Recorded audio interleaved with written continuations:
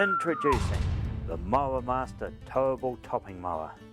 Proudly manufactured in New Zealand from top quality components. Powered by an electric start 11.5 horsepower industrial Briggs & Stratton motor. A belt drives 3 blades giving a 1200mm cutting width. Totally adjustable. Can be towed behind any vehicle with a drawbar. Buy a Mower Master Topping Mower right now, $3,700, and we will pay the freight anywhere in New Zealand.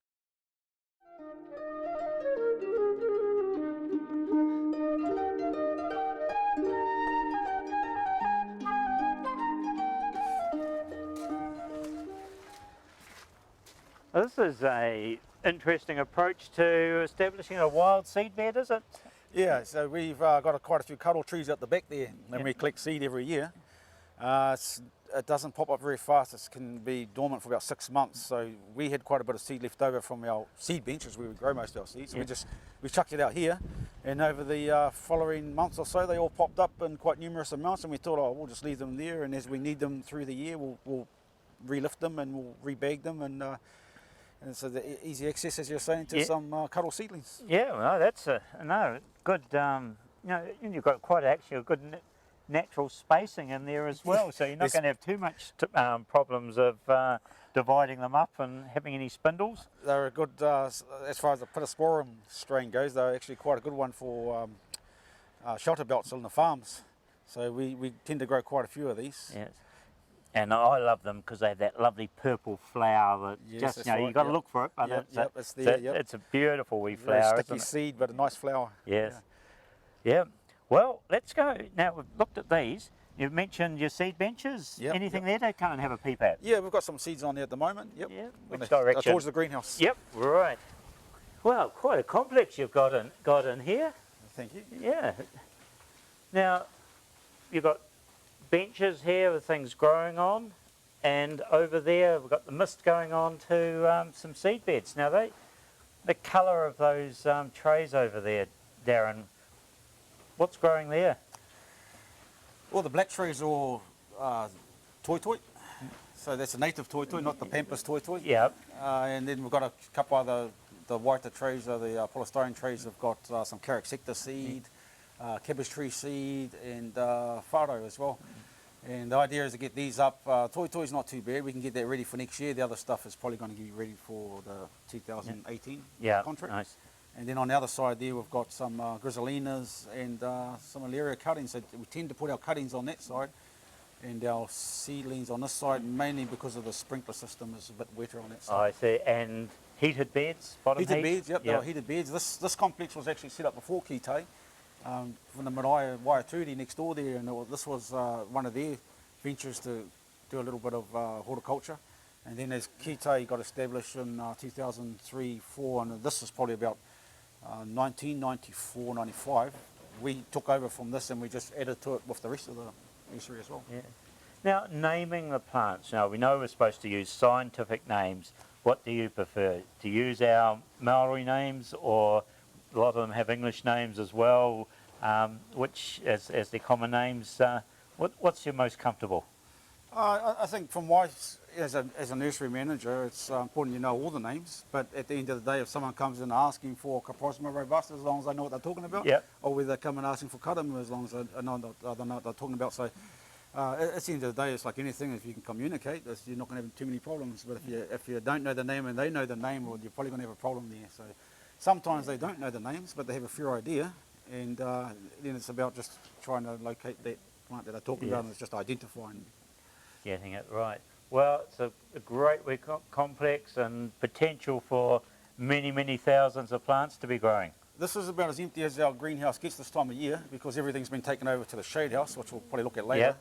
They all get taken over in these trays, and it's just a process of seedlings pricked out into the trays, and then from the trays they get taken out to harden up in the shade house. They get bagged up, and then they get taken outside to experience our self-taking. And how many people are working?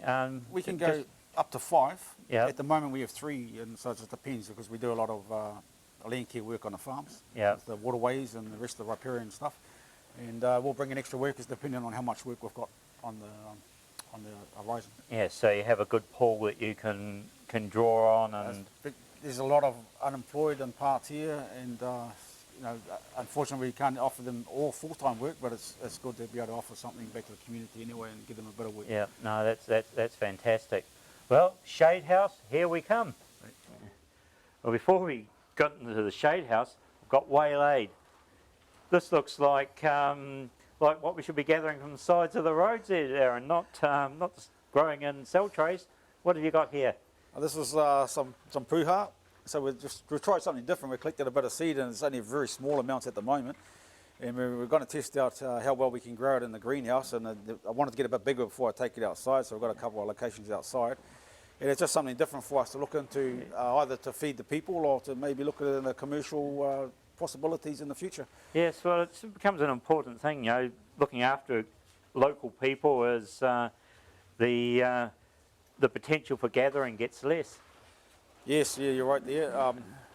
The problem with a lot of the sides of the road stuff these days is it's been cars go past and they leave a lot of diesel and that sort of stuff in the atmosphere, as well as there's pesticides being used and herbicides being used in the vicinity. Yeah. So if you can grow your own and then put it in a place where you know it's not going to be hit by any that toxic stuff, then it's going to, you know, at the end of the day it's going to be fairly healthy for the people to be eating. Yes, and we're going to see poro tested the same way. And We haven't got to the poro yet, but we have been asked to test out the watercress. Yeah. So it's just finding, because the site obviously has certain areas that we have to use the sprays as well. It's about finding location. So we have somewhere for this, but we don't actually have anywhere for the watercress as yet. But we're looking in the paddock at the back there sometime in the next few months. Oh, brilliant. Well, Darren, certainly a few plants in this house. About how many fit into the shade house? Oh, there's roughly around, we'd get about 15,000, maybe up to 20,000 if we really filled it up. And that's not counting the ones in the smaller trees. So that's the PB3s, PB5s. So, majority of them are for the Taranaki Regional Council contracts. Right. And they prefer them in PB3s or the bigger trees like Tortara, Pritakawa, PB5s. Yes. Now we look along here, we've got a pair of the different flaxes. Waireke and Harakiki, is it? Yep, that's right. That's the mountain flax and the normal flax. So, difference between the two is this one is better for the dry areas and the slopes, and whereas the normal flax can go into wet areas. You can actually plant it straight into water in some cases, and it will survive. Yeah. It's just depending on where the land is it's going to go into. Yeah. So they're a lovely little cluster of kakatea. The New Zealand dairy industry really based on these, with all the cheese boxes and butter boxes that went out of New Zealand, all made from kakatea. Yes, I have heard of that. These ones are actually from cuttings, and I cloned them about 2 years ago, and I've left them there to see how they go, just for something different. We generally get them from the seed. Yes. And we've got 1,000 or so little ones just over there in PB5s, a bit further over there. Right. And they're the tallest tree in New Zealand, apparently. Yes, and the other little thing about them, they're so deceptive. They look dead for so long. That's right. Yeah, they do. Yeah. Yes. And I'm going to share with you the little story of that. You probably know it well. Once upon a time in New Zealand, there was a little dinosaur about the size of a hare or a rabbit that would eat out all the tops of the young trees. And so the trees evolved to have this brown, tasteless look when they're juvenile, and so they could survive to get into their full size. I did not know that. That's interesting. Yeah, no, you look at Totara do it, Rimu, Kauri, and Kahikatea all go through that sort of dead, dormanty stage and unpalatable leaves. So that's your bit of trivia for the day, folks. But there's some beautiful aki down there. Can we go and have a look at those?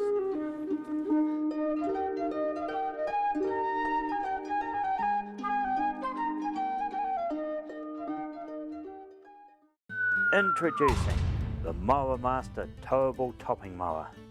Proudly manufactured in New Zealand from top quality components. Powered by an electric start 11.5 horsepower industrial Briggs & Stratton motor. A belt drives 3 blades giving a 1200mm cutting width. Totally adjustable. Can be towed behind any vehicle with a drawbar. Buy a Mower Master Topping Mower right now. $3,700 and we will pay the freight anywhere in New Zealand.